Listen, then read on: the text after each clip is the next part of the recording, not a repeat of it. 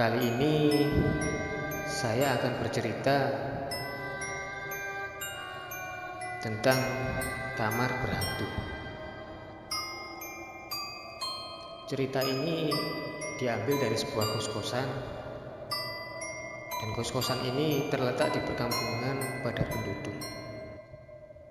Kosan ini sebenarnya adalah sebuah rumah, jadi bukan seperti kosan dengan kamar-kamar yang berjajar.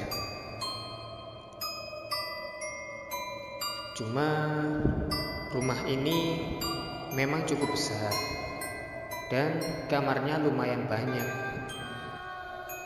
Ada 6 kamar di rumah ini. Dari 6 kamar, ada 1 kamar di lantai atas, kamar paling pojok. Kamar ini terlihat lebih istimewa dibanding kamar-kamar lain, karena kamar ini satu-satunya kamar plus kamar mandi dalam.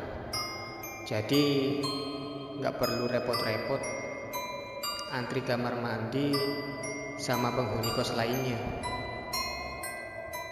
Tapi kamar ini adalah kamar satu-satunya yang penghuninya jahil.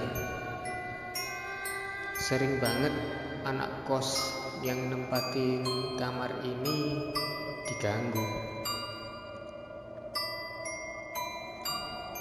Rumah ini merupakan bangunan lumayan kuno dan nggak pernah renovasi. Jadi berasa banget rasa bangunan kunonya. Nama penyewa kamar ini yaitu David. David adalah seorang perawat rumah sakit yang sistem kerjanya shift. David ini sering banget masuk shift malam. Jadi tiap malam kamar ini nggak ada yang nempatin.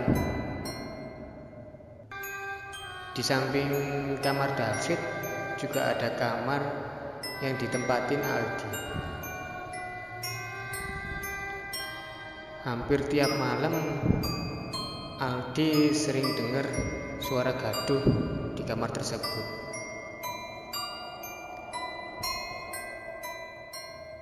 Yang paling sering Aldi dengar yaitu suara kayak orang lompat-lompat di kamar tersebut. Berhubung kamarnya bersebelahan, jadi suara itu kedengaran berisik, apalagi tengah malam. Pasti suara-suara terdengar lebih nyaring, sehingga Aldi nggak bisa tidur. David yang nempatin kamar itu juga pernah mengalami hal gaib. Dia bercerita salah satu yang dialami dan gak bisa dilupain. Waktu itu David masuk shift pagi. Kalau shift pagi, dia jam 2 siang udah pulang. Setelah David sampai di kosan, David mandi dan ganti baju, makan siang, lalu tidur. Ketika itu dia bangun sekitar jam 7 malam. Dia lalu bergegas ke kamar mandi buat cuci muka. Saat cuci muka, tiba-tiba ada sosok cewek yang berdiri di sampingnya. Saking kagetnya, dia sampai terpeleset, hampir jatuh di lantai. Yang dilihatnya adalah sosok noni-noni Belanda. David lalu cepat-cepat kabur dari kamar mandi itu. Namun pintunya tiba-tiba ketutup dan kekunci. David yang berusaha keluar dari kamar mandi itu sambil teriak-teriak, "Tolong, tolong!" Tapi gak ada yang nolongin. Karena kejadian itu juga bertepatan hari Minggu, dan penghuni kos-kosan semuanya pada pulang kampung. Noni Belanda itu masih menampakkan diri di kamar mandi itu sambil bicara, "Tolong saya, tolong saya."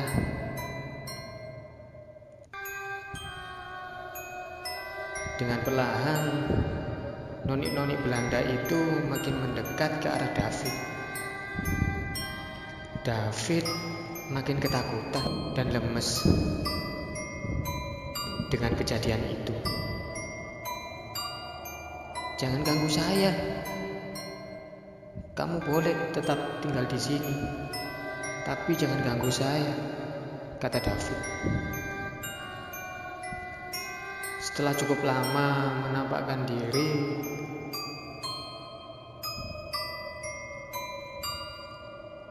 noni-noni Belanda itu hilang. Tapi David masih tetap terkunci di kamar mandi. Setelah itu terdengar suara anak kecil yang bermain di kamarnya.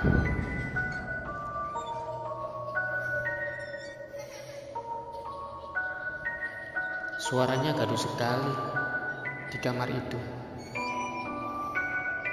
David yang terkunci di kamar mandi hanya diam sambil nunggu ada yang nolongin buat buka pintunya. Setelah sekian lama terkunci dalam kamar mandi dan kelelahan, David ketiduran di kamar mandi. Sekitar tengah malam, David terbangun dan dengar suara cewek nangis. David lihat kanan kiri dan lihat ke atas, gak ada penampakan apa-apa. Cuma dia dengar suara tangisan cewek. Siapa? Siapa yang nangis?" kata David. Lalu tiba-tiba tangisan itu hilang. Terdengar suara gonggongan anjing di sebelah kosannya. Perasaan David makin gak karuan. Tiba-tiba bau amis di situ, seperti bau ikan busuk, dan muncul penampakan dengan wajah yang berdarah-darah tepat di depan wajah David. "Ampun, tolong jangan ganggu saya,"